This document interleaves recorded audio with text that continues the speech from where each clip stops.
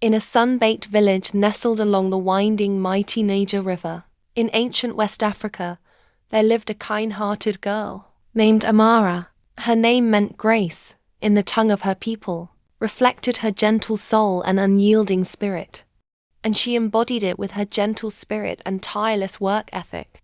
Amara's father, Kwame, was a renowned yam farmer, whose fields yielded tubers as large as a man's forearm, traded far and wide for salt and cowrie shells.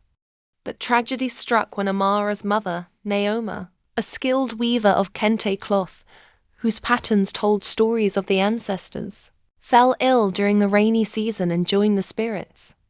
After her death, Kwame was left with little Amara, and often felt lonely.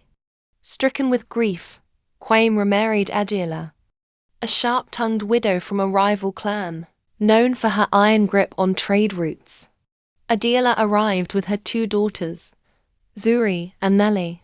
Zuri, the elder, with a laugh like cracking thunder, and a laziness that rivaled the slothful monkeys of the forest. Nala, sly and envious, whose eyes gleamed with schemes. Adela saw Amara as a threat to her daughter's inheritance.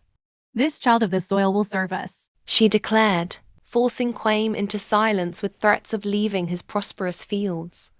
Amara's days blurred into a rhythm of toil. At dawn, she trekked to the river with a clay pot balanced on her head, dodging crocodiles and filling it with murky water to boil for porridge. By midday, she pounded millet in a massive wooden mortar, her palms raw from the pestle, while Zuri and Nala lounged on woven mats, gossiping about village suitors and devouring roasted yams slathered in palm oil. Evenings brought herding the family's goats through thornbush thickets, collecting firewood under the stars, and scrubbing the mud-brick compound until it shone. Adwo rationed Amara's meals to charred cassava scraps, saving the choicest fish and fruits for her daughters, who adorned themselves in Amara's mother's stolen kente wraps, dyed in vibrant reds and golds. "You're fit only for the anthill," Zuri taunted, while Nala hid Amara's only comb, leaving her hair matted like river reeds. Yet Amara found solace in small acts of rebellion. She sang lullabies to the goats, taught village children to weave palm fronds into baskets, and at night, by the flickering oil lamp, she prayed to the sky god, offering pebbles polished by the current as tokens of her pure heart.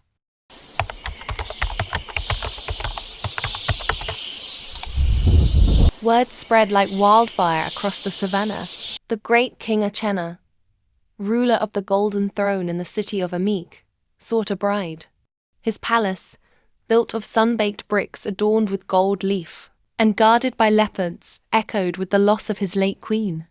To honor the late queen Naomi of Amake, the village elders decreed a grand festival under the sacred baobab tree, the mother tree, said to house the spirits of old kings.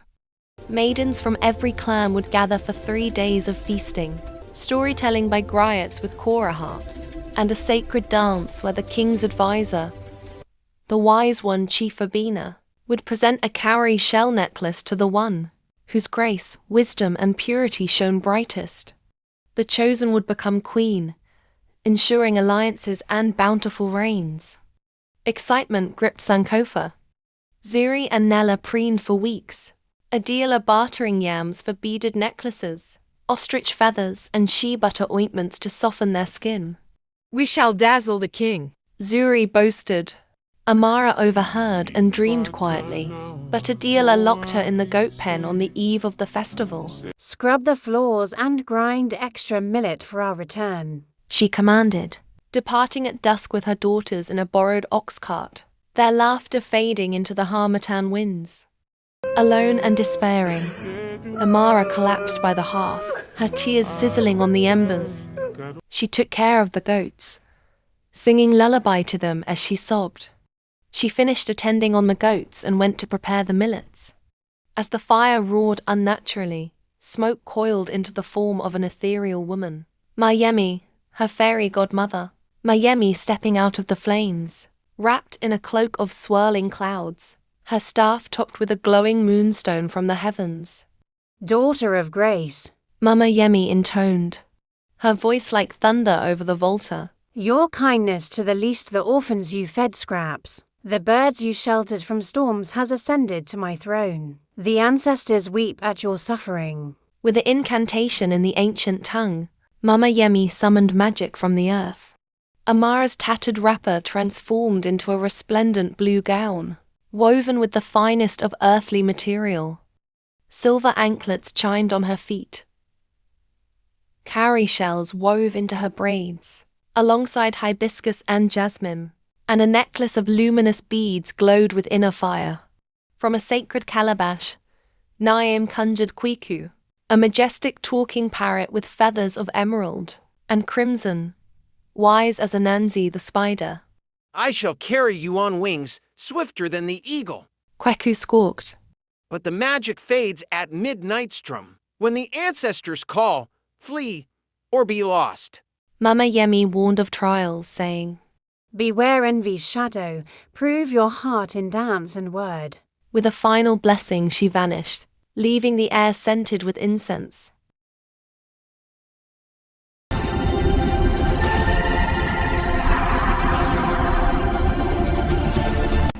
Kweku soared Amara to the festival, an experience so invaluable.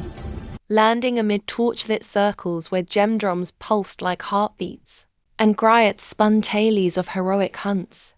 Maidens in finery swirled, but Amara's arrival silenced the crowd. Her gown caught the firelight like a living flame. Baba Tano, eyes sharp as a falcon's, approached, offering the royal cowrie necklace. It clasped perfectly, humming with approval. Amara danced with ethereal grace, her steps mirroring the river's flow and the wind's whisper, drawing cheers. King Ase, veiled in royal dashiki and gold, watched from his dais, his heart stirred for the first time since his queen's passing. Zuri and Nella, green with jealousy, whispered poisons. A spirit, not a maiden. But the griot songs revealed no deceit. As midnight neared, subplot intrigue unfolded. Adela, lurking in shadows, bribed a jealous rival maiden to spill palm oil on the dance ground, hoping to shame intruders. Amara slipped but recovered with poise, her anklet catching the light. Kweku urged flight as the ancestral drums boomed. In haste, Amara fled, one silver anklet snagging on the baobab's gnarled roots, a sign from the spirits. Back home, magic undone, Amara hid her gown under millet sacks just as Adiela returned, boasting of minor favors.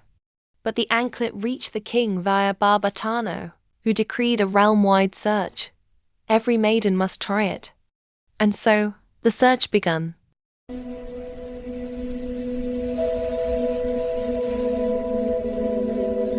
After moving through every home in Kumasi, and non-fitting to the anklet was now in Sankofa.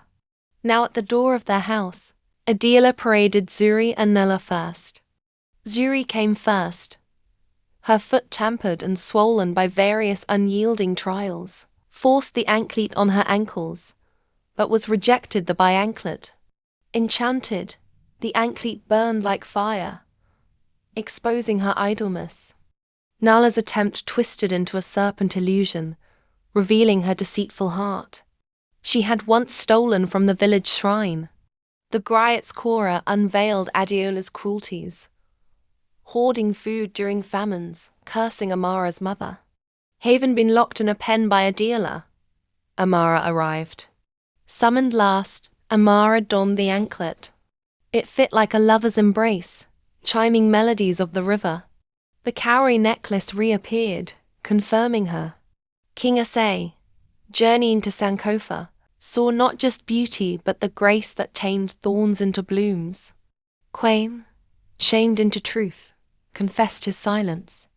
King Ase took Amara along with him as he travelled back to Kumasi. Days turned into weeks and Amara got married to King Ase in the royal court. Adorned in gold, they exchanged marriage vows, as Amara became the next queen of the Golden Throne, and King Ase found love once more. Amara forgave, but with wisdom. Adiela and her daughters laboured in fields, learning humility. their envy transformed by Amara's kindness. As queen, Amara instituted festivals blending clans, built wells for the weary, and consulted Niam's oracles for just rains. Her union with Isay birthed prosperity, yams bursting from earth like gifts from gods. Under the baobab, griots retell her tale.